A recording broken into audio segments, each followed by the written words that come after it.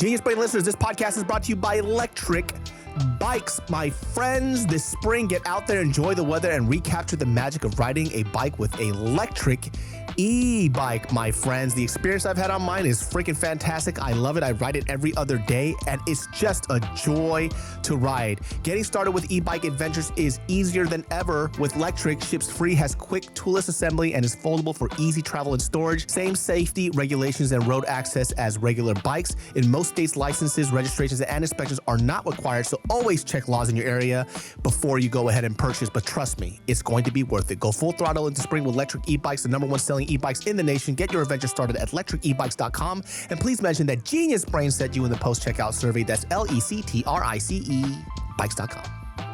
Genius Brain listener, this podcast is brought to you by Fume. Listen, we all have bad habits. Well, what if I was to tell you there's a better alternative that helps you kick your bad habit in an enjoyable way, something you can take out with you? We're talking about Fume, my friends. Fume is an award-winning flavored air device. Fume, my friends, is not a vape.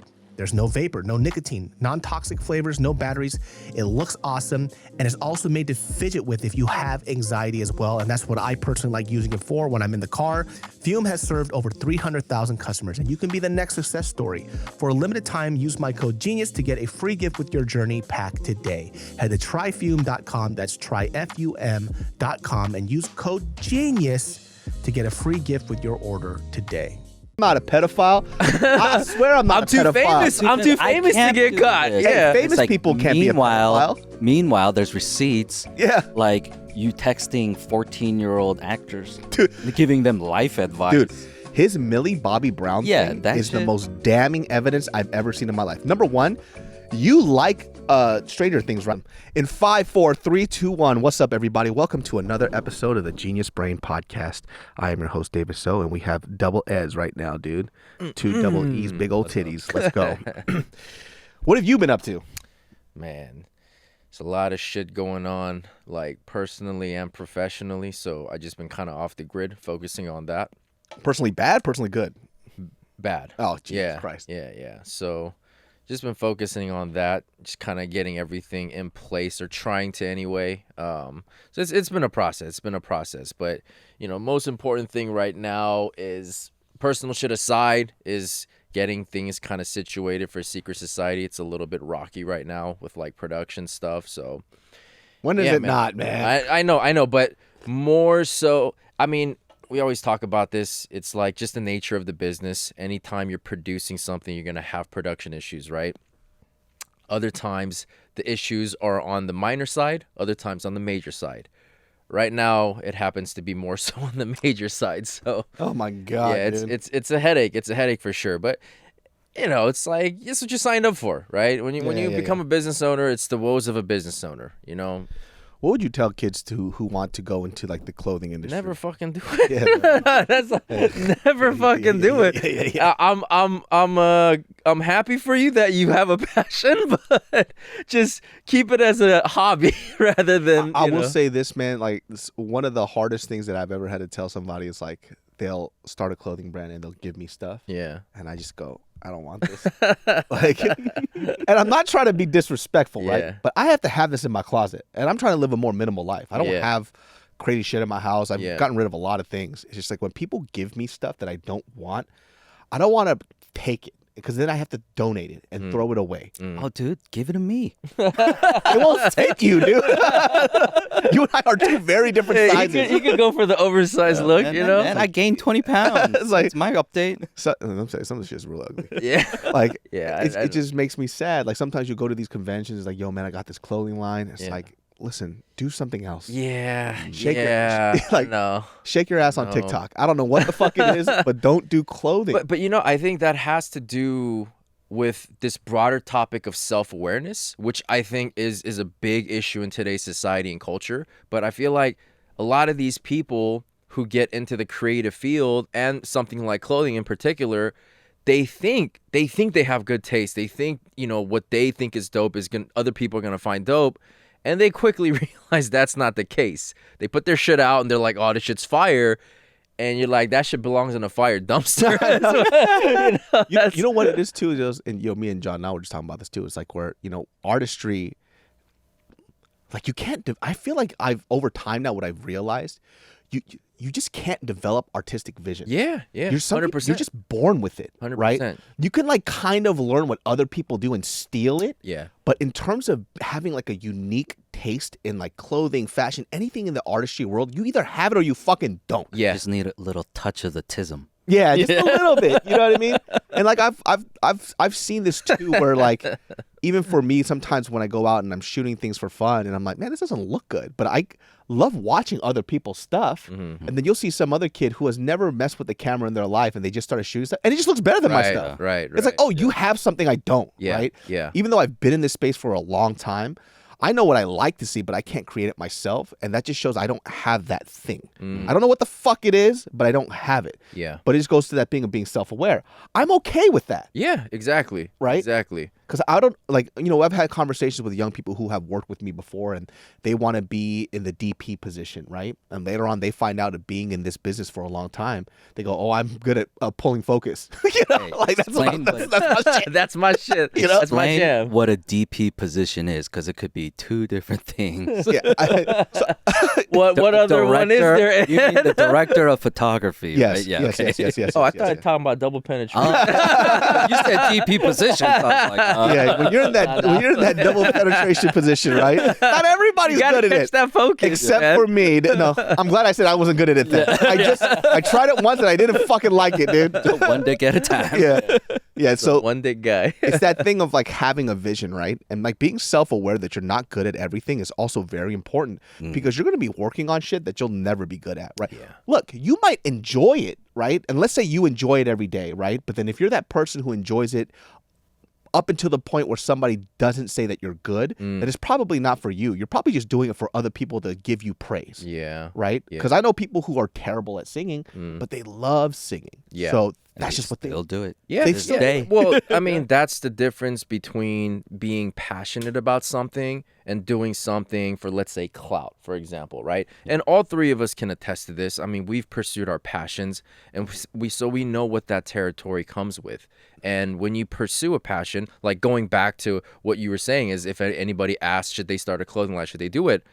I would just say, number one, you got to have the passion, because if you don't have that, you're not going to last. There's no fucking way, because it's not just going to be easy street. Even if you are a dope designer, even if you have all the resources to get people to fuck with your shit and to fuck with your shit consistently, I don't think people understand just how hard that is. And that doesn't apply just to clothing line. Any passion, right?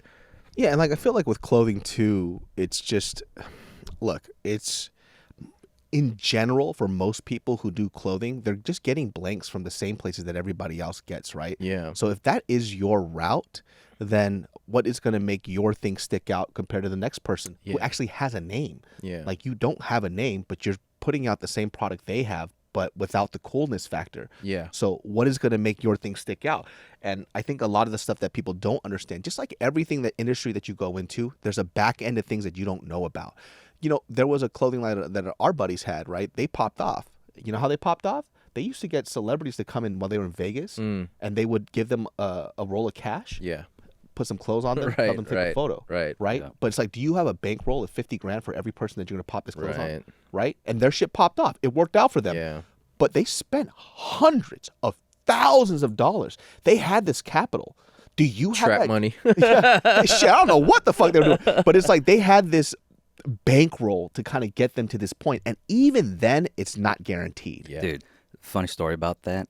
Remember when I lived in that really shitty apartment in K-Town? Yeah. There Across was- the street from BBQ, right? Yeah. There's a dude slinging out there, Yeah. like in front of my apartment. When I came out, I see him, and he's like, "Hey man, what's up? You need something?" And he's wearing their hat. It was a legit hat too. I was like, "Oh shit!" What the fuck? So it's like, yeah, it did pop off. Yeah. like the right people got their The hands right on. people got their fucking hands on it. They had like a certain niche that they fulfilled. But like I said, with them, they had a bankroll for it, right? And at times, even when they were doing it, they didn't pop off all the way that they should either. It took another celebrity by accident that made them blow up. Right. It wasn't even for the money stuff that they put in. Right. So like, there's so many factors that makes a brand popular that we don't even know about. And we could talk about a lot of major brands out there that are streetwear heavy, and you'll wear it. It's like, oh, this is a shitty fucking shirt. Yeah. These are shitty shorts. Yeah. But you know, they've kind of placed their stamp in streetwear at this point. So there is like, number one, either a nostalgia effect that you get from it, or it's just the name that you know and you don't know anything outside of that, because being a fashionable person is actually very fucking hard. I give you a prime example of what you're talking about. So I like to do some sample shopping once in a while. And for those of you who don't know, what that means is basically we just kind of like get stuff from different brands to see what they're doing, how their quality is, how the fit is, all that. So I bought a tee recently, 100% cotton tee from a pretty well-established brand. They've been around for a while. They're in the high-end streetwear. $150 for the tee. Christ, man. I got it, and I was like, what the fuck is this bullshit? How are they charging $150 for this? And it was a tee that was like almost sold out too. And so a lot of people are buying it, and I'm like, this costs $150, and people are eating this shit up, right? And then it makes me feel good about what we're putting out in the marketplace, because I'm like, dude, our shit is objectively better than this, and our price is a fraction of what they're charging, right? And so that's another one of those things, is that like what you said of what are you doing different from everybody else, right? Maybe it's not design, but is your quality better? But if it's the same quality, if it's the same design, like why are they gonna buy your shit over their shit then? Yeah. Right? And so that like is kind of like honing in on one of our mission statements, which is to offer like quality, dope fashion pieces at a price that's not going to break the bank, right? Yeah. And that's not easy to do. People don't understand that's not easy to do, right? Yeah. And when you're doing shit like developing, for example, you're developing this piece and you spend several months going back and forth with the factory, doing different revisions, doing different changes, and then you get it, and then you're like, all right, it's finally done. We got this shit perfect. And that's a TOP, which is a top of production piece. That's the piece that you approve to go into production. It goes into production, and you get it, and there's a slight variation to, like, let's say the smaller side or the bigger side. That shit fucking devastates you because you spent so much time and energy developing this one fucking piece, and then it turns out there's a variation from what you had approved, you know? Yeah. And it's outside of tolerance. So like you give these factories tolerance of like, okay, to the minus or to the plus, it can have a variance of like half an inch or whatever. But then if it's like 1 inch, that can make a pretty big difference, you know? Yeah. I've definitely gotten shirts before from like places where like I bought like an XL. Extra large was like large or medium. Yeah, it's a medium. Yeah. I'm like, oh, fuck it. I look at the tag. I'm like, there's no way I got this fat. I'm the same way. And I look at it. I'm like, what the fuck, man? Yeah. You know? So those are the times when they're not like thorough with the QC. Yeah. The quality checks, because they're supposed to be checking all that shit. I mean, I'm sure we've all had those experiences, right? Where we get something and it's just like, yeah, it happens. This is not the fucking size that I got. Just the whole manufacturing process is really hard. Well, I think on our end it's different, right? Because we obviously do things from the ground up. Yeah. But for most people who have blanks, like, look, I don't ever want to discourage somebody from doing something, right? But I do want to give people like a realistic lens of what they want to dedicate their life to when they don't know what it takes to do it. Absolutely. You know? Absolutely. And then they go out, they buy like 600 shirts. I'll give you a great example. I know somebody who wanted to sell shirts, right? And they were like, oh, I can get it for cheaper. So one single design, one color shirt, and bought 600 shirts. No fucking lie. Yeah. I'm like, who the fuck is gonna buy 600? You just started. Yeah. They're like, how many shirts do you sell when you do like merch? I was like, at most I get 200. Yeah. And I sell them out, but it's like, what the fuck is this? You got nothing. Platform. Yeah. And they're like, well, it's like, well, what if people want to buy another one? I was like, let me ask you something. In your whole life, how often did you buy the same shirt twice? Yeah. Probably not if it's like a graphic tee, right? Yeah. Maybe the occasional few people will do. I'll do it if it's a shirt I really fucking like. But it's like, what were you fucking thinking? This person sold like 12, and they just have 500 and something shirts left. Yeah, see, that's just not along with self-awareness, people not having sense is another thing. Just not having common sense. Self-awareness is hard though. I started to realize that like there is like a little bit of delusion that it helps people get to be really successful. Yeah. Like you almost have to be so crazy where you think your shit doesn't stink, Right. to the point where you pursue it to no end, and they're so good at that shit. But there are other people who have to realize that they're bad. I don't know how many times this has happened to me, where somebody will come up and they're like, "Hey man, you should still continue singing. You're like right there.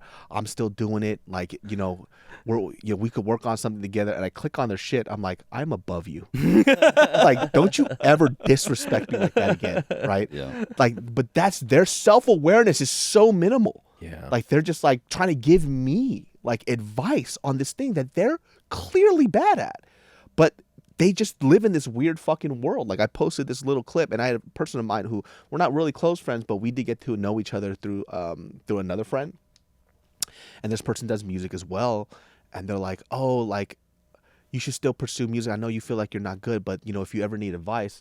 I clicked on this motherfucker's page. I was like, I will fucking assassinate you. I will literally sock you in the fucking mouth for even speaking to me. It's like, you're so bad. Yeah. Like, who the fuck do you think you are? Yeah, no, I mean, that's definitely lacking both self-awareness and common sense. And look, you know, it's not to knock on anybody who enjoys whatever the fuck they enjoy doing, right? But there's a difference between, like, when I was fucking doing music, I'm not gonna think that I have the right or the ability to go, let's say Dr. Dre. Like, I could go into Dr. Dre's office and be like, "Yo, Doc, we should work on You know what I mean? Like, you gotta have some fucking common sense, man, and just be self-aware that, hey, man, you're not that fucking dope, and that's fine. That's completely fine.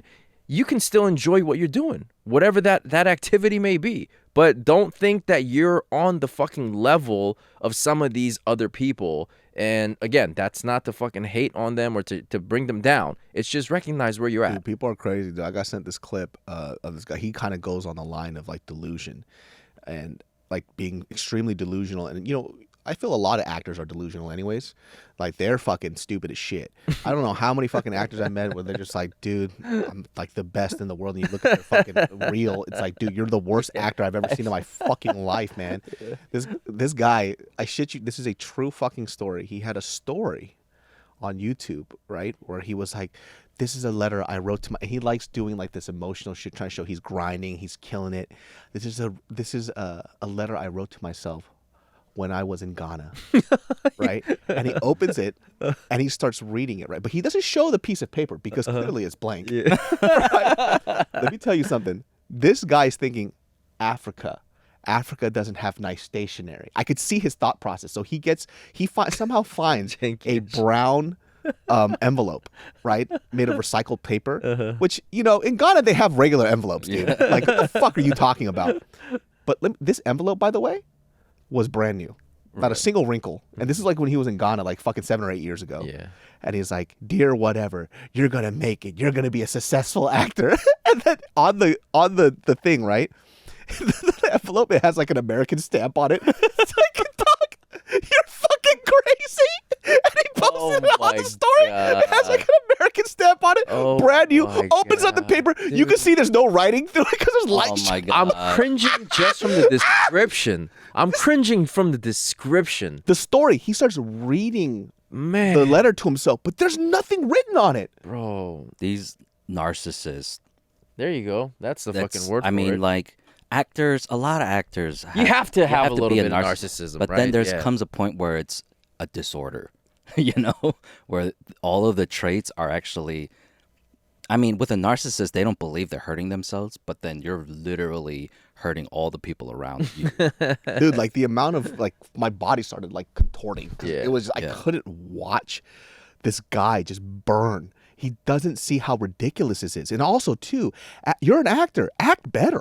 That's the worst part. Is this guy in his 20s or 30s? 30s. Okay, there's no excuse for it. Yeah. There's even if you're in your 20s, you're a psychopath. I know, but you know, I give him a little bit of the benefit of the doubt in your 20s, especially young 20s. You're going to do some cringeworthy shit, look back on it and be like, Could you imagine reciting a fake letter to yourself crazy. on a story? That's crazy. And the fact that he like crafted this story, like, yeah, this is what I'm going to do. This is how I'm going to do it. The brown fucking envelope, too. It's like, Damn, what are you talking? They got regular envelopes in Ghana, bro. Like, but those are the types of people that are out there, you know, that are trying to do this shit, and realistically think that they got a shot at making it, you know? And it's just, again, going back to that thing, it's like, dude, you can enjoy what you do, man, but understand where you are. You're not here. You're way down here. Sometimes there's a balance effect, though. Sometimes I look at those people and I'm like, I wish I had your confidence. Oh, yeah. A little bit, right? Yeah. Like, because I know I have a bit of the talent, but I just look at my own shit and I think it's crap. Right. We're just so self-critical, like, right? I wish I had your confidence to lift myself up. It's just that fine balance between like confidence, delusion, you know, all of that. You need a mix of all of that perfect cocktail. And that's the recipe for potential success, I guess. You know, 100%, man. Like, and I think too, like, being delusional does help a little bit because, you know, it kind of reminds me of like in high school. Do you remember those girls who would like, you know, they would just give you like treats, like baked goods that they would make, and it was so bad. Oh, it was so bad. Dude, like it's a homemade cookie. That is like a memory that just got unlocked right now. You know, everybody knows exactly what the fuck I'm talking about. Yeah, who loves to fucking bake, loves to make shit, and you know, you feel so bad because they're so sweet of a person, but they just make terrible tasting food. Dude, fucking listen. Like I know. Like I was fat my whole life, right? But when you make a cookie where a fat person doesn't want to eat it, you gotta understand this might not be for you. Yeah. And every year Valentine's Day would come around, and this girl would just pass out these cookies to all the friends. Yeah. And I was just like, dude, you're fucking passing out cyanide. I can't do this. This is not okay. This is not like a term of affection. This is terrible. Yeah. And then we got to eat this crumbly ass cookie in front of her as it just like just dissolves all over my face. It was the fucking worst. She's like, happy Valentine's Day. I'm like, bitch, I'll fucking fight you right now. Nobody ever gave it to her straight though. No, nobody could. I mean, felt she's too bad. So sweet. Yeah. She's like the sweetest fucking girl ever, dude. I know. There are times where I look back at my delusions and where there was a point where I came to, but I was also like, why didn't anyone say anything? You know? Why didn't someone say something? Sometimes it's timing too, right? It's like there are people that, like, I've definitely had those things, right? It's like, why didn't you say this to me earlier? It's like, because you weren't in a space where you could accept it, right? Mm-hmm. So it's like, it's timing is a lot of things too. Sure. Or for example, there are friends like in, you know, certain circles that I have to figure out timing of when I want to say certain things to them because what they're doing, what I feel is wrong. Yeah. It's like, okay, how long do I let this go, right? Yeah. And I had a conversation with a friend not too long ago about what this person puts out on social media and like how it's affecting not only this person's personal well-being, but their family as well. Mm. And like, you know, it's an awkward conversation for me because like it's none of my business, right? But it is my business to the point where it's like, oh, you're in our circle now. So if it starts to bleed over here, this is where I have a problem, right? It's just like, you know, and even with Mariel, she's like, how did you do that? I was like, it's fucking hard. Like I'm fucking like racking my brain. I don't want to tell people how to live their life. I don't want to say this shit. Yeah. It just makes it uncomfortable, you know? But then that was a timing thing too. So it's like, I think this is a point where she'll be able to absorb this information. If I did it earlier or a little too late, it would have been too far gone. Mm. So it's like that part too is a little weird. Timing and tact. I feel like that's also important. Just having EQ. But again, EQ is not something that everybody has, right? EQ being like, I guess emotional intelligence. Yeah. Just being able to pick up on, I guess, a person's like traits. Some nunchi. Yeah, nunchi in Korean, right? But how to say something to somebody is also very important, right? Because me, for example, I'm a very straightforward and blunt dude, but I'm not gonna tackle it that way with every person. So like, a certain person I might know can't handle it being very direct.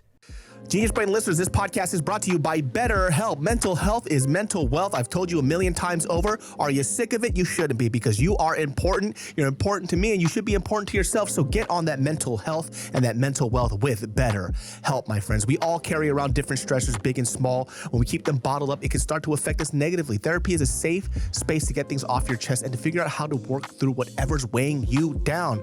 And listen, I've benefited from therapy for so many years. I still do talk talk to my therapist now, and BetterHelp is always in my back pocket in case the therapist I use consistently is not there. And let me tell you something, it has been money. If you're thinking of starting therapy, give BetterHelp a try, please. It's entirely online, designed to be convenient, flexible, and suited to your schedule. Just fill out a brief questionnaire to get matched with a licensed therapist and switch therapists anytime for no additional charge. Get it off your chest with BetterHelp. Visit BetterHelp.com/genius today. Get 10% off your first month. That's BetterHelp, HELP.com/genius. Genius Brain listeners, this podcast is brought to you by electric bikes. Listen, if you were on my Instagram stories, you know how much I love the electric bikes. If I'm riding around town with the girl I love, I'm on my electric bike. It's actually super fun. Listen, if you've never been on a electric powered bike, it's so freaking fun. Specifically, I love my electric bike because it actually folds in half. I have the 3.0, the XP 3.0. Super freaking fun. And whenever I want to go somewhere, whether it's to a park or me and Mariel just want to have fun, we just fold it up, I throw it in my trunk, and I'm pretty much good to go. Data shows that e-bike riders take their bike out more often, meaning more exercise, exploration, and fresh air. Up to 150 miles on one charge with Lectric's unbeatable long-range options. Financing as low as $49 per month. Super cheap.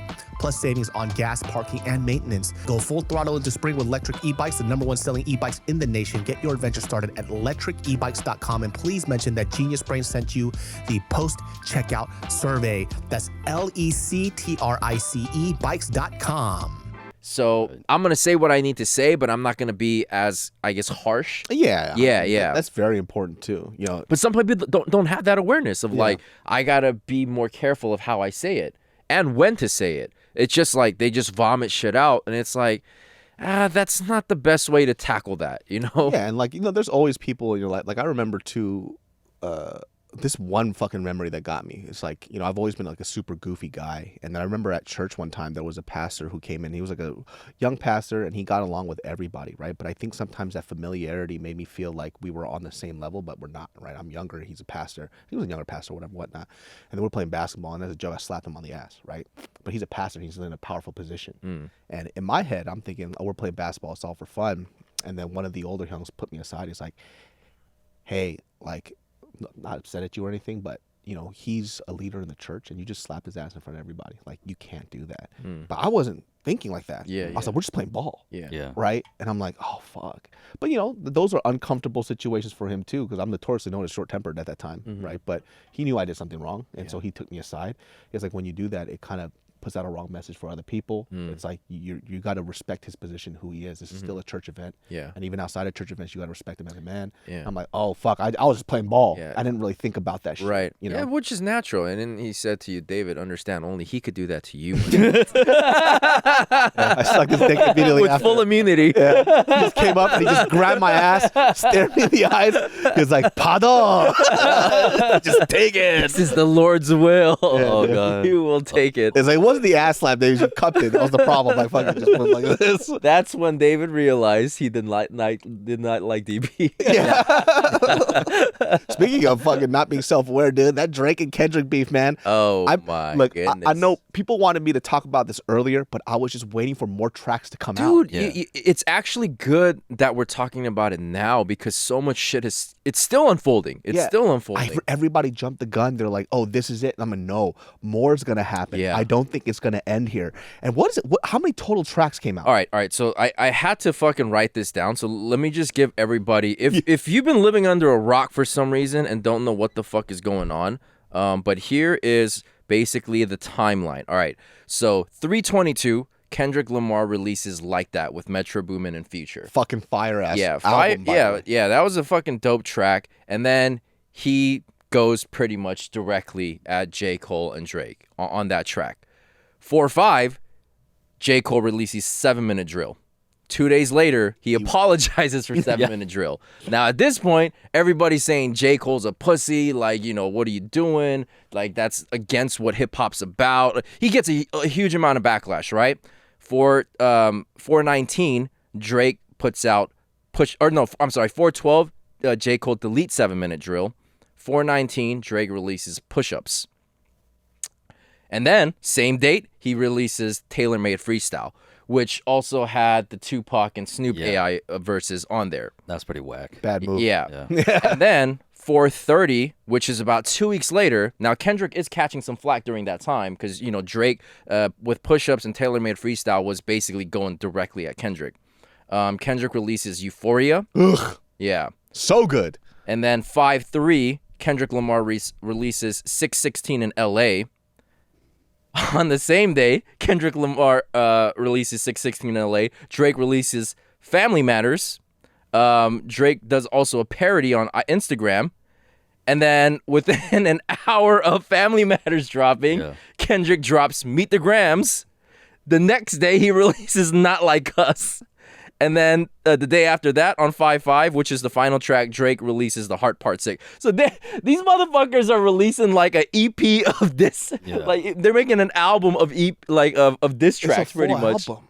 It's a straight up full. Yeah, it's fucking album material, man. It's like an entire story playing out from track 1 to the last track. Yeah. Did you guys think that not Euphoria, but the Metro Boomin and Future track with Kendrick? Mm-hmm. Did you think that was a diss? Yeah, for sure. Like for me, it didn't feel too much as a diss, as more like I'm the shit. Yeah. So I didn't really think too much into it. I'm like, damn. All I thought was, dude, fucking Kendrick. First of all, his flow in that song was fucking ridiculous. Yeah. I was like, it's crazy like how dope Kendrick is to the point the whole other part of the song nobody remembers. Yeah. They just remember Kendrick's verse. Yeah, it's because like his cadence, his delivery, his the way he rides the beat, it's all of that shit. It's so unique that it like stays in your brain. Even if you don't remember the lyrics, you remember like the rhythm and like kind of like his intonations and shit like that, right? And yeah, I mean, that track, I don't think it was a hardcore diss, but he made it very clear of like where his stance is. That's why he said, fuck the big three, it's just big me. But when I heard that, I was like, oh, he's just saying he's dope. And so that too. I'm just like kind of, oh, cool. Yeah. And then it just became this thing of like, oh, fuck you. And when Drake released his stuff, and look, I'm not a Drake hater, right? I think Drake has made so many songs that, it's like in the lexicon of hip hop as it is, right? My thing about Drake and the reason why he just is losing this battle is just simply because this is not his character, right? We know who you are. We've seen your come up since the first time you popped off till now. We saw all the interviews. We saw how you speak, how you act. His code switching. You're like, it's just, and then slowly over time, he's suddenly a gangbanger. Like, oh, you're gonna bang on somebody? Yeah. You're a pussy. Yeah. And guess what? That's what people liked about you. We liked the fact that you weren't the typical rapper that had to act like you had guns, you're going to fuck somebody up, that you were hard as shit. That kind of was like what people liked. It's like, oh, anybody can do this, make good music. Even Lil Wayne. That's what he said. I hope this guy just always stays the same. Yeah, I saw that clip. Yeah, it's like, because that's what he loved about. That's why he signed him in the beginning. He was just like, yeah, this dude's different from your like archetype of a rapper. And that's what I want him to hold on to and keep. But like you said, there's been a lot of changes, I guess, in Drake's persona and character. Because, like, yeah, in the beginning of his career, you listen to him go on to, like, a hip-hop station, and he's talking with that, little bit of an accent and, trying to come off a little, like, hood. And he goes to, like, a morning day show, and he's as white as can be, right? So the code switching was insane. And then he got big enough and comfortable enough where he just more quote unquote himself. But look, man, with Drake, like you said, he has a lot of fucking hits, and I've enjoyed his music too. But I've always said from the beginning, like I think probably 2-3 years into his career that he's been a culture vulture. He has good taste. He knows how to take what's gonna get hot or like what's about to pop and make it his own. That's why he's collaborated with so many up and coming artists and then left him in the dust eventually. Like basically swagger jacked him, made it his own, and then moved on. Yeah, passed on. But that's the skill in it of itself. You know what I mean? Like to have an ear and like to be like, oh yeah, that's dope. I'm going to make it dope. Just to talk about earlier, even like connecting this to like the clothing side of people, right? It's like he, not so much the clothing side, but when we were talking about artistry, right? Yeah. He is the clear example that I don't think I like that he sets for a younger generation, which is like, just steal. Just steal everything, right? his lingo, the way he talks, the way he dresses, his music too. It's like you had your thing, and now what he does, he samples from everybody here and there. Because you'll hear, this is why I also didn't like a lot of his diss tracks, right? It was expected for him to have that cadence in his rap to the T. Da ba da da ba da ba da. And it's like you're battling somebody, bro. And it played into Kendrick's thing of do the sing-song shit. And even when he's battling rap, he's kind of sing-songy. Yeah. It's like this is not your space. You don't belong in the lexicon of hip hop in this type of category. Yeah. And so when I heard his tracks, it's like it's just weak as fuck to me. You know what I mean? And I expected him to go hard, which I don't think he has the ability to. Well, I mean, when you look at like his beef with Pusha T and his beef with like Meek Mill, he got off relatively easy though. Yeah. Considering like what a hip hop battle is supposed to be. Like, yeah, Pusha T exposed him, brought his son to light, made him become a father pretty much. Yeah, forced him to be a dad. Yeah. Stop being a deadbeat. Yeah. And then, with like Meek Mill, Meek Mill, I think, did one diss record and it was weak as fuck. Like, and then Drake, I think, did 2 diss records against Meek Mill, and he made it a catchy diss record, which is kind of like in the line of what Drake does. Yeah. But in this case, when you're going against arguably the best fucking lyricist of the new generation, you better fucking step your game up. You better have your 20 ghostwriters, writing some fucking crazy shit. Because I'll say this, when there's a conversation about who won this battle or who's winning the battle, let's just say this.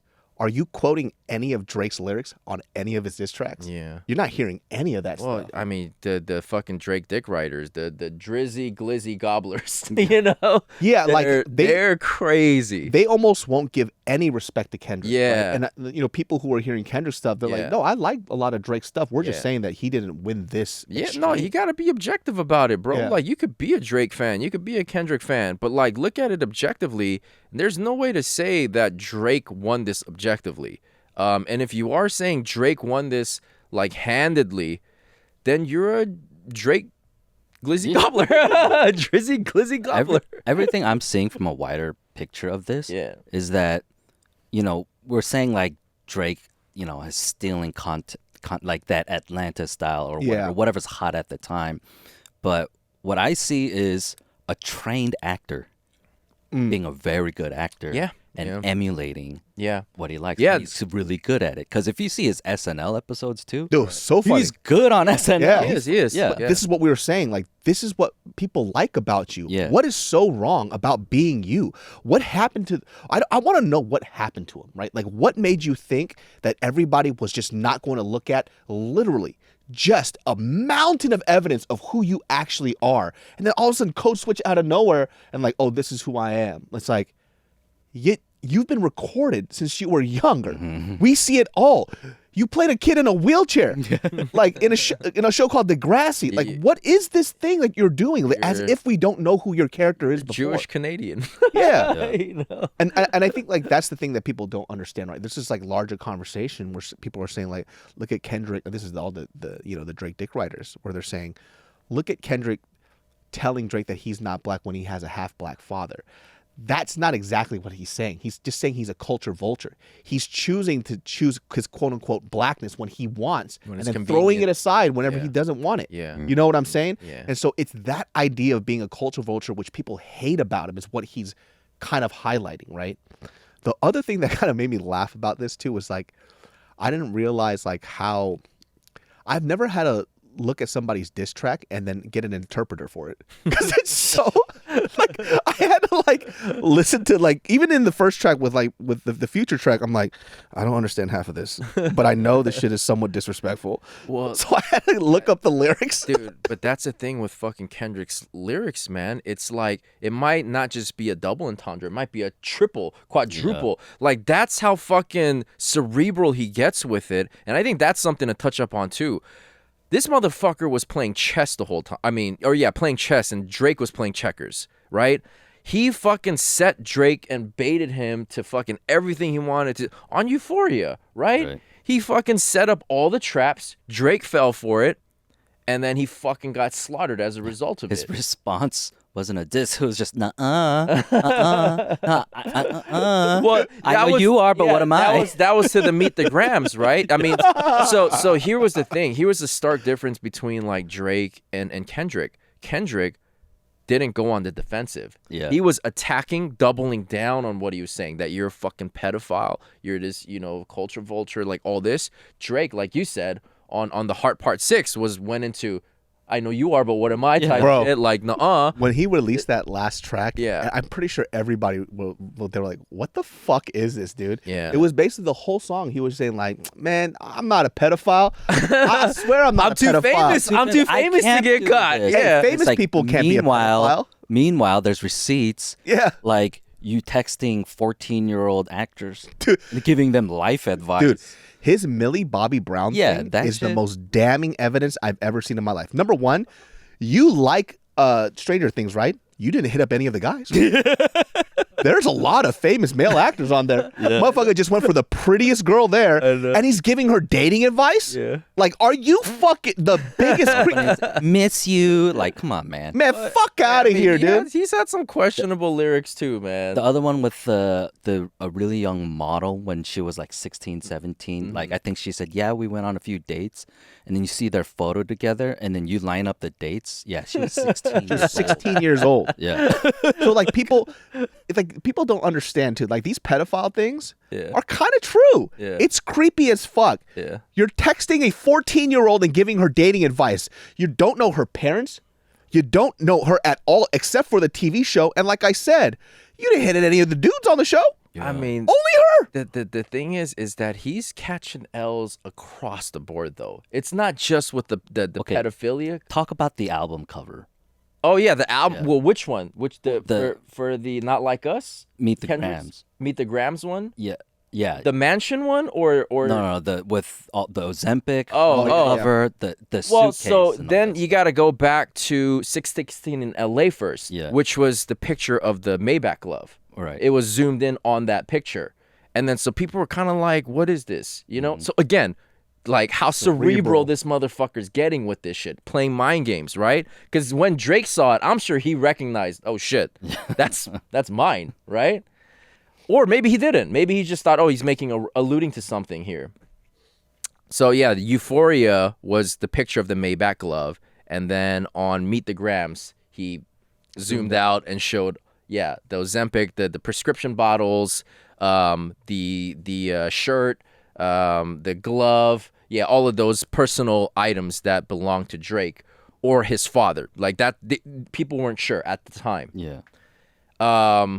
And then, Drake tried to fucking play it off, saying that we fed you information, we fed you these things. That's whack. This was one of the most oddest things ever, because in the previous, I forgot which track it was, he didn't address it. He just basically said, with the whole thing about his hidden daughter thing, he didn't mention at all that it was planted. He said that he didn't give a fuck, blah, blah, blah. Or he said, if you can find proof of me having a daughter, like, I'll pay you whatever money. Like, he was saying that.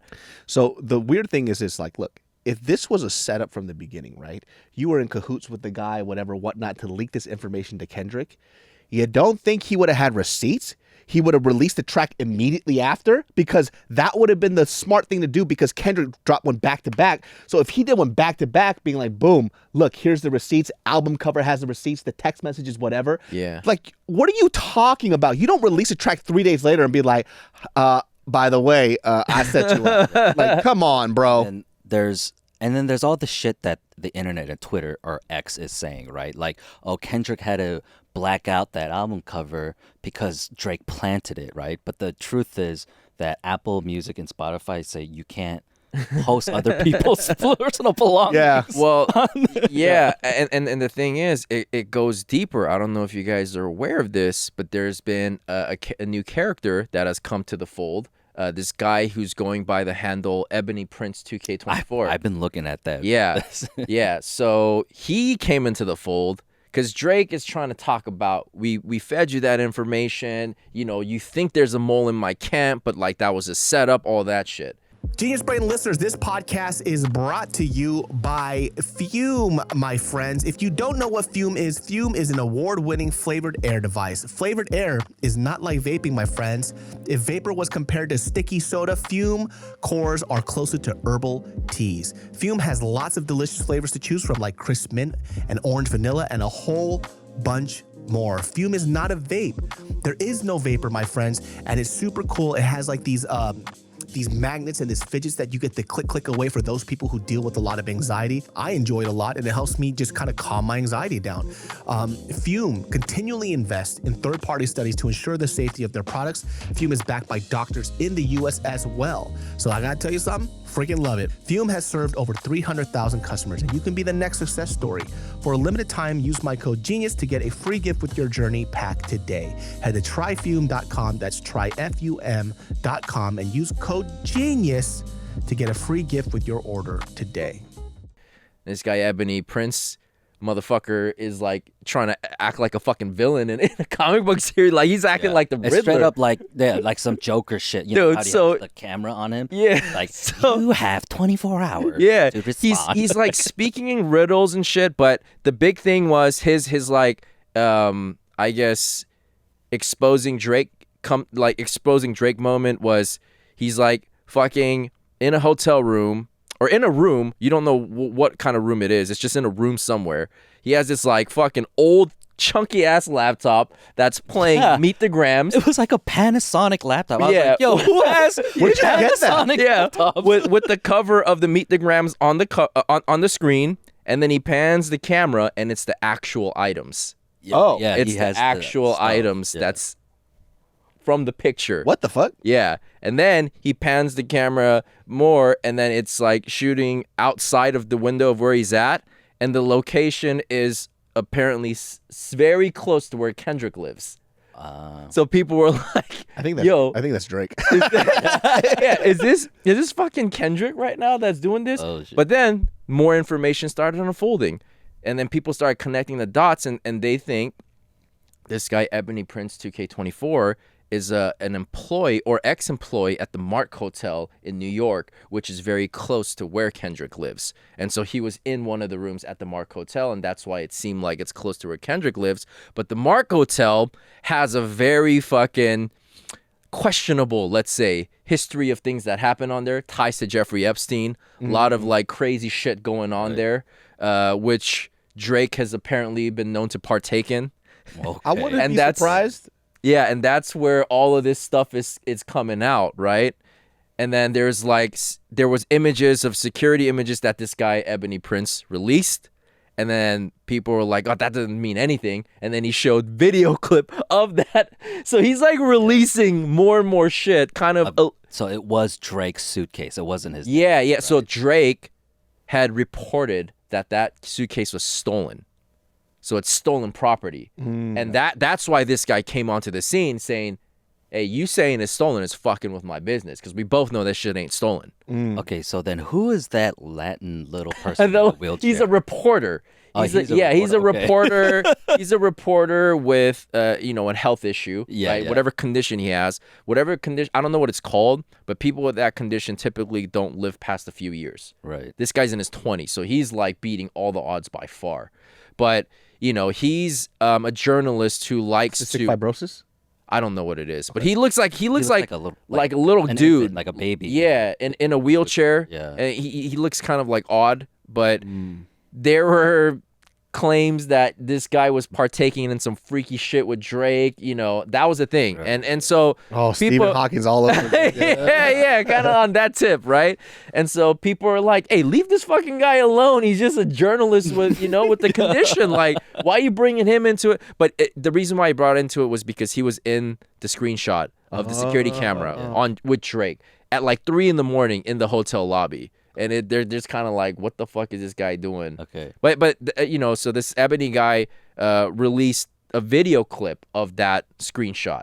And so he keeps alluding to the fact that he's going to drop a bomb, but he's also milking this shit. Oh, he's yeah. milking his 15 hurry up and minutes. drop it already, dude. No, but it's just like how deep this fucking rabbit hole goes, bro. And so like it's been confirmed now that, those items were not stolen.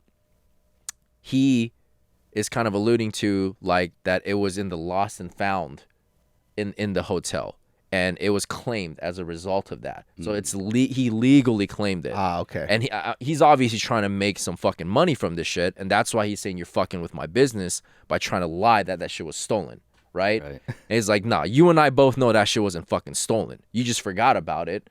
And I claimed it. Damn, this guy sounds like the biggest loser ever, dude. He's a loser, but like he's Christ. Yeah, but he also has information. And he has apparently. Hurry up and drop. But this is like the only time he's ever gotten attention. He's like, yes. I know. So like people were waiting patiently, but now they're kind of getting fed up with it. But I can understand why, because people like People Magazine or TMZ or whatever would give him $500,000 for some more info. Yeah. No, I mean, apparently he was getting some offers for this shit already. Yeah. But I guess he wants more. And then on top of that, you got fucking DJ Akademiks, who's been, pretty much Drake's lapdog in this whole shit, where he's just, basically being in his corner the whole time. Being his tool to his mouthpiece. Release. Yeah. Right. Did you see him on the Flagrant podcast? Like DJ Akademiks? No, I mean, he's a tool. He's a clickbaiter, but for sure. He said that he was on stage with Andrew Schultz when Andrew Schultz sold out Madison Square Garden, and the closing out show was 50 Cent. Yeah, and he brought DJ Akademiks on stage with him because they're friends, and he said he's on stage at Madison Square Garden behind 50 Cent, and there's a sold out crowd, and Drake texts him like, yo, go home and stream right now. And he had to go home.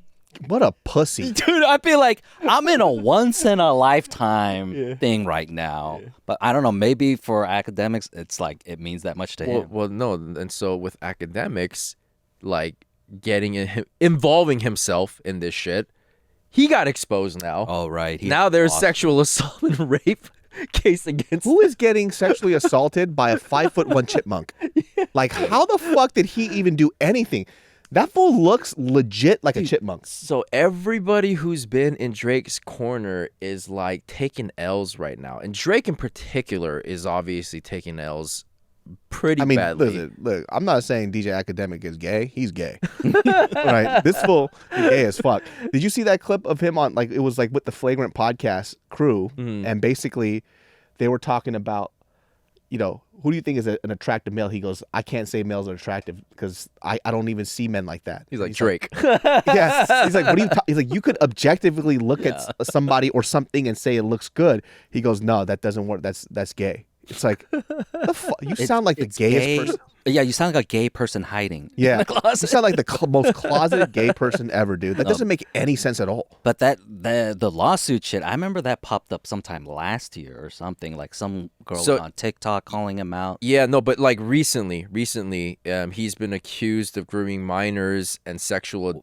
assault. And multiple Jane Does have come forward with claims of being groomed by DJ Akademiks. So now he's facing a lot of heat, and he's kind of like backing away from, supporting Drake and doing all that shit. Shut the fuck up, chipmunk. And then also too is going back to like the whole mole thing where like Drake was saying, yeah, we fed you all this information, the mole was fake. Apparently this guy named Cooley Bravo. I don't know if he's a rapper or like who this dude is, but he was saying that Drake's team was putting out feelers to get information on Kendrick. Oh. And apparently they thought that Cooley and his people had information on Whitney and Kendrick. And so he said that they paid him $150,000, and so he fed them bullshit information, which Drake used on, Family Matters. About Kendrick being a wife beater. Yeah, stuff, right? Exactly. That's so funny. Yeah, I don't think. Here's the thing that I don't think Drake really understands too, and this kind of goes to his background and his upbringing. Like, Kendrick is literally from Compton. Yeah. Right? They have a different code. Pyru! He's like, this is a different code. Yeah. Right? And you're trying to do your fucking rich white people tactics on these people. Bro. It's not gonna fucking work. Right? And it's so sad because every move that he makes only further proves everything that Kendrick has rapped about, dude. And he just keeps digging this fucking. I know. And like even like a line that Drake has in his song of like, oh, you know, the only guy or my only guy that like bang a set is YG, right? Like he was name dropping people who are actual gangsters that he says are like his homies.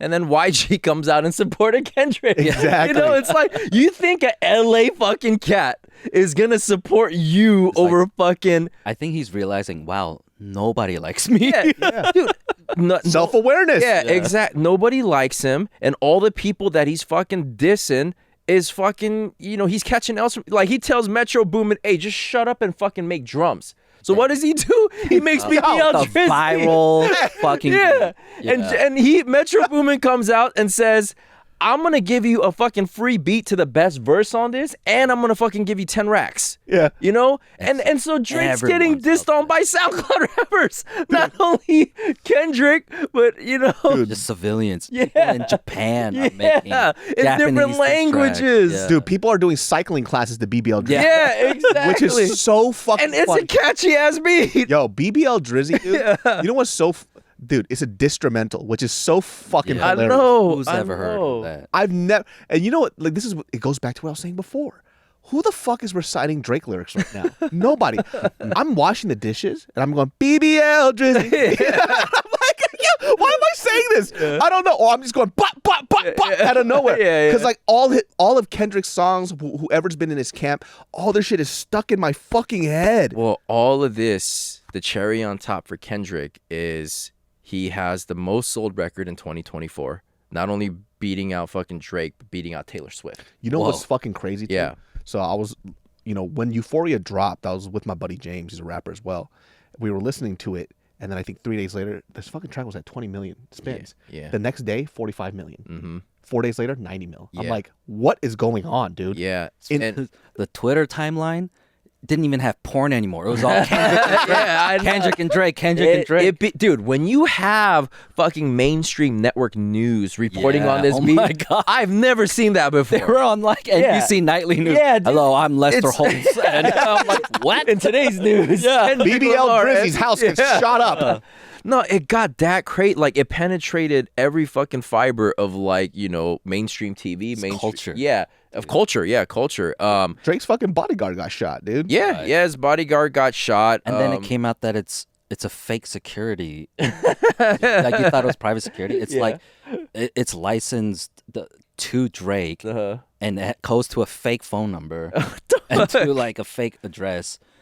And then it like he just hired that one guy to patrol his house. Okay. And he got shot. Yeah, that was random as hell too. I mean, it seemed like it was going a different direction at that point because people were like, "Oh shit, this is getting violent now." But who knows, man? You can't put it past Drake to maybe even have set that up. But he was the one that was like, "This is my house and this is where I live." Exactly, you idiot. Right. But here, this is so interesting too, because like I was listening to DJ Envy at the Breakfast Club. Yeah. And first of all, I'm not a DJ Envy fan at all. Yeah. I think he's a fucking weirdo, dude. He has a lot of shit against him too. Like, he's doing some weird shit, like specifically a lot of money scam shit. But DJ Envy, he was talking about like how this stuff here, you know, with the whole him, like Kendrick went too far when he was talking about his family. It's like, what the fuck are you talking about? How are you supposed to be a source of hip hop outlet? And look, what's one of the biggest disses that you've heard in the beginning of a track? That's why I fucked your bitch, you fat motherfucker. What the fuck are you talking about? What the fuck is DJ? You know what DJ Envy's talking about? He's talking about the time that he had beef with Desus and Mero. Right. And Desus and They Mero were clowning him because his wife was like telling him what to do all the time. Like, yeah, they made a light joke. Yeah. They made a light gold digger joke. It was like, oh, you weren't blah blah blah blah when Envy was making that money. That was it. That was a soft joke. And then DJ Envy, before they do the interview, he's dapping up Desus and Mero like everything's cool. Right when the show starts, he goes, all right, bitches, let's talk about this shit. And they're like, what kind of pussy shit? We were just talking and we were having a great conversation before. And he does it on the radio show. And then he gets up and he walks out. Yeah. DJ Envy is the biggest fucking pussy ever, dude. Yeah. When he did that shit, he lost all of his fans. everybody hated DJ Envy because he does this good job. I'm from New York. I'm this hard ass guy, whatever the fuck not. And he does this pussy ass shit. And by the way, too, you can't take a moral stance about how your woman should be treated when you cheated on your fucking wife. Yeah. What the fuck are you talking about? Well, that and just even like, you know, making it personal is that like Kendrick made it clear that he got personal because Drake got personal. Right? That, you know, Drake talked about his wife by name. Yeah, by name. And so that he was like, okay, now you fucked up because I was keeping it like more unquote unquote professional, right? Or quote unquote professional. But now that you brought my family into this shit, it's personal. Yeah, there's no fuck now. It's all free for all. Like I'm gonna fucking go at you, and that's exactly what he did. But again, he fell into Kendrick's trap with that, right? And not to mention like Drake misunderstanding Mother I Sober is so fucking, you know, characteristic of Drake, thinking that Kendrick was saying he got sexually assaulted. No, that's not what he's saying on the fucking track. Like, but man, why are you so obsessed with pedophiles? Oh, it's because you got molested. But that's what I'm being like, nah, you. Yeah, but like, the thing is, okay, idiot. let's say that Kendrick did get sexually assaulted. How was that a diss? Yeah, that's not horrible. the fucking flex you think it is, bro. Making fun of somebody like, who got... You being a pedophile is terrible. Yeah. And then he goes, I got you, dude. You were touched as a baby. Yeah, it's like dude. Yeah. That's not a diss. Yeah, he had some line like, you know, you listening to Whitney Houston's Touch My Body, some shit, and then you catch and feel. It's like, bro... That's not the dish you think it is, man. It was such a funny when he released that track. I was actually hyped. I'm like, oh, he's gonna come with some heat. Yeah. And then it was just him saying, "I swear I didn't touch no kid." It's like, dude, what the fuck are you doing, man? This is not it. Hey, look, Drake had some bars. I'm not taking anything away from him. Like I thought Family Manners was a catchy ass track too. Yeah. You know, and he had bars in there, but it's like. Again, he's playing checkers. Yeah. And Kendrick's playing chess across all levels. Like how Kendrick structured this, the what he was saying, how he was saying it, like all of it were basically a step above, if not multiple steps above what Drake's was. You know how bad Drake fans are? They're trying to bring up this case that Kendrick's basically stole all of his lines from Twitter. And it's like the most...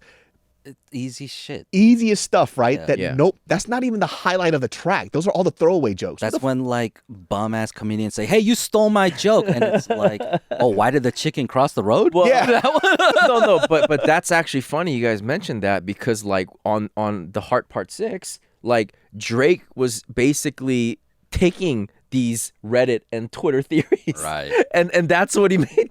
That was the diss track. Like he was basically piggybacking off what people were making excuses for Drake. Yeah, you know, and he was like, "Oh, I could use that. I could use that." Dude, they not like us. Like that shit has been my go-to track, bro. Right when I wake up. Like it's such a good song. And the thing is, that was like Kendrick just basically bragging at that point. Yeah, you know, he didn't need to do it, but he was like, you know what? I'm going to make a fucking club banger diss track as well. And this shit's going to pop. And it did because that's the number one. It's the highest selling record, I think, in the span of time that it was released. Dude, that shit's such a West Coast banger. Yeah. It's so good. You know what the funny part too was, was it 616 in LA? He was like, "I hate the way you this. I hate the way you." No, it's Euphoria. Yeah, that was Okay. Euphoria, yeah. Drake's Instagram response was like the widest thing ever, right? Oh, yeah. Because he references 10 things I hate about you. But how many people in the hood know what that know shit what is? that is? Yeah.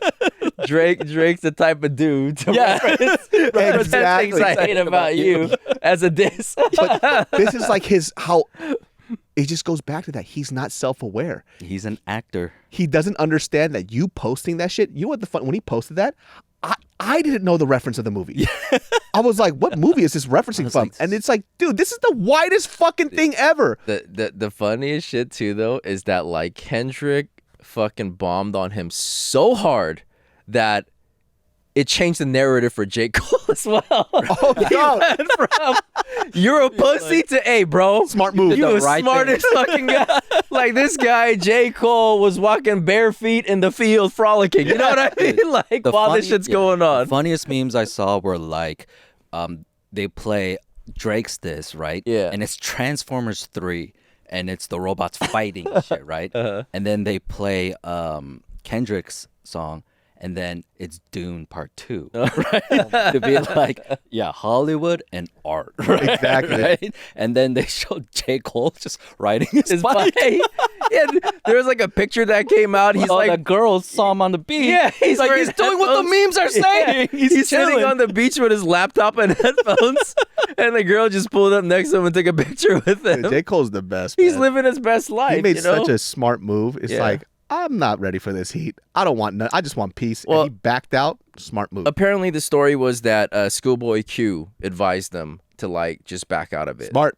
Yeah, Smart I don't know shit. if it's true, but Well, yeah. first of all, 7-minute drill, trash Yeah, record. yeah. It's one of the worst things he's ever put out. Yeah. I don't even know. He even said it himself. Yeah. It's like the corniest, lamest thing I've ever done. I don't even understand what he was saying. He was just like, "Hey, dude, your first album was sick as fuck. Second album was dope. Third one pretty cool too, but the last one wasn't that great." It's like, is this a diss? Yeah, like, it's a culture critic? yeah, what the fuck is this? That was the thing, was that he didn't go all the way with it. It was like 1 foot in, 1 foot out. And Yeah. so if you're gonna diss somebody, Commit. yeah, you can't go that way. Yeah. Which, you know, Kendrick decided, fuck it, dude. Like, I'm gonna. And you know, another thing, I Kendrick left him alone. yeah, he did. And another thing that I don't know if it's true, but somebody that is friends with Kendrick, like did an interview, and he was saying that Kendrick recorded 10 diss tracks. And so there's more in the vault, Please. but he didn't release it. And apparently he did this in one day. He recorded all the diss tracks. He hates his fool. I've never seen somebody hate somebody so much. I want to It's mention like- one more whack-ass line from Drake was how he was saying, oh, you never go back to Compton and you don't give back to Oh, the community. bro, yeah, that's Which is not like, true. everyone in LA knows. Yeah, that's not true. Like, what kind of bullshit is that? That's not true, man. He still Yeah. lives there. Well, no, Kendrick lives in New York now. Oh, does he? Yeah, he lives in New York right now. But I mean, no, he's done plenty of shit for the hood, man, and he does it without wanting recognition. You know, to the point where even if somebody like asks him about it to give him recognition, he's like, "How do you know about that?" Yeah. Like I didn't do that to get clout or to get attention. So you know, another thing of Drake just kind of looking at things from a cursory lens, right? It's just like, hey, man, if you're gonna fucking say some shit about somebody, make sure you do your homework, or make sure your fucking team does their homework. There's a difference where Drake is... I see him as an opportunist. He sees talent like, yo, Weeknd or this guy, that guy. Yeah. This is going to make me a lot of money. Right. Right. And then he claps back with, I gave you that opportunity. Da-da-da-da-da. I put you on. Yeah. And then Kendrick is like putting on dudes from the street on his Yeah, album cover. give a Yeah. fuck, You know, giving them features on his Yeah. songs. Putting money in their pockets. Not because he has something to gain from Right. them, just Nothing to because he gain. wants to Yeah. give him a platform that he has, right? And like he said in his song, he's like, I'm what the culture's feeling. So it's like Yeah. it's kind of evident in how every rapper's backing fucking Kendrick. So Yeah. it's just like at this point, Drake, you should have just stayed in your lane. Like, why did you decide that this was the move for you? Yeah. I wish he would have never done that, because he became somebody that I just, his persona is something. I was like, I don't understand where this new Drake came from, and it was just really weird. It's like everything that everybody liked about him just disappeared overnight. You even saw LeBron James dancing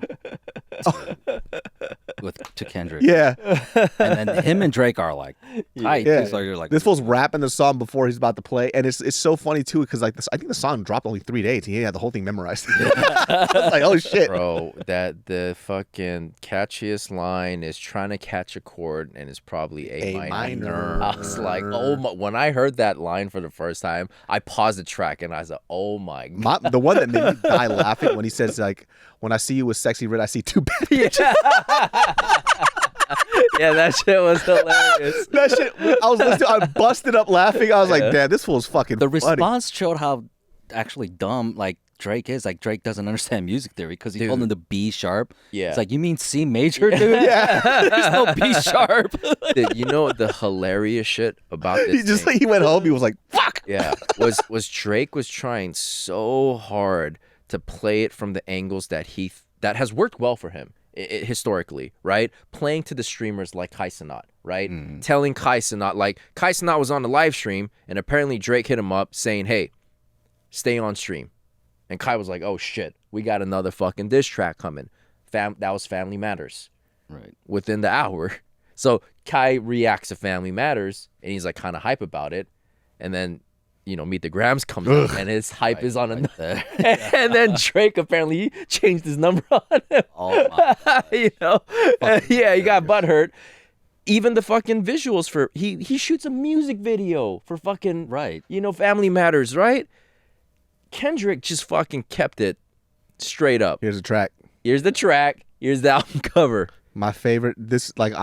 I think this is the best rap battle in the history of hip hop. I think so. Yeah. I think so. I mean, look, we've had some great hip hop battles in our lifetime. Cuban Common, Tupac and Biggie, Jay and Nas, right? Man. Jay and Nas was my favorite rap battle prior to this.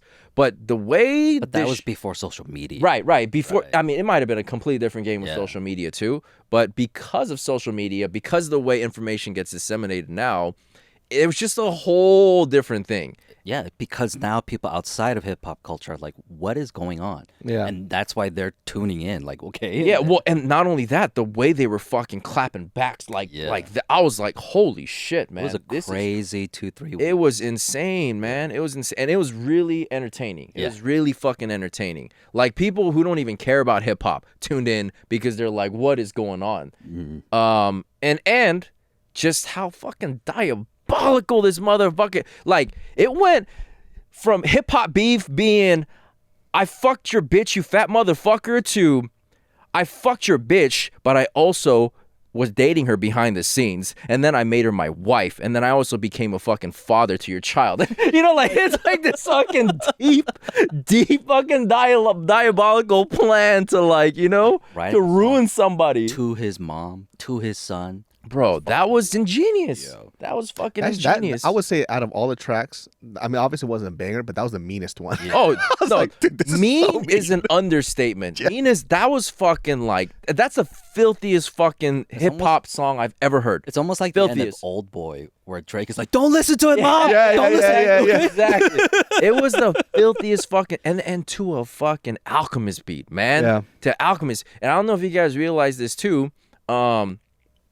The 616 in LA, the fucking Al Green sample sounds like it's saying Boy Wonder, and people were saying that's kind of like a subliminal. Everybody say that. Some people go a little too far though. They're like, dude, 616 in the Bible is this verse, and then they went from that. There's so many different ones. That's the thing though. I think there is some credibility to that. Not how far it got. Like, all right, 616 being Pac's birthday. I think that was intentional, right?